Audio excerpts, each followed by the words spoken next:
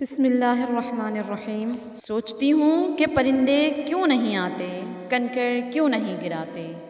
دیکھتی ہوں بندوق اٹھتی ہے، گولی چلتی ہے، چلانے والے کی آواز آتی ہے، لا الہ الا اللہ۔ پرندے کیوں نہیں آتے، کنکر کیوں نہیں گراتے۔ گولی جسم کے آر پار ہوتی ہے تو مرنے والے کے منہ سے صدا آتی ہے، لا الہ الا اللہ۔ پرندے کیوں نہیں آتے، کنکر کیوں نہیں گراتے۔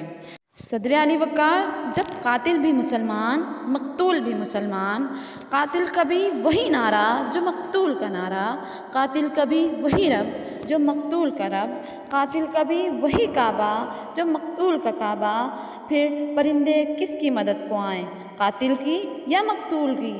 کنکر کس پر گرائیں، قاتل پر یا مقتول پر۔ قاتل کہلائے غازی اور مقتول شہید۔ کیوں صدر علی وقار، پرندے کیوں نہیں آتے، کنکر کیوں نہیں گراتے۔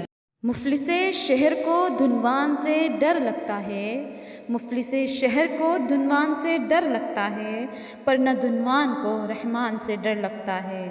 اب کہاں وہ ایثار و اخوت مدینے جیسی، اب کہاں وہ ایثار و اخوت مدینے جیسی، اب تو مسلم کو مسلمان سے ڈر لگتا ہے۔ صدر علی وقار، سرزمین عرب جہاں میرے محبوب صلی اللہ علیہ وآلہ وسلم جو کہ بت گرانے آئے تھے، خانہ کعبہ میں 360 بت تھے، میرے نبی نے ان کو گرایا۔ آج اس سرزمین عرب پر مندر بن رہے ہیں، میوزیکل کنسرٹ ہو رہے ہیں، سینما گھر کھل رہے ہیں، پھر بھی پرندے نہیں آ رہے، کنکر نہیں گرا رہے۔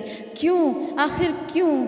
کیونکہ میرا رب اتنا رحمان ہے کہ اس نے ہمیں ڈھیل دی ہوئی ہے کہ میرے بندو میری طرف رجوع کرو، ابھی بھی وقت ہے۔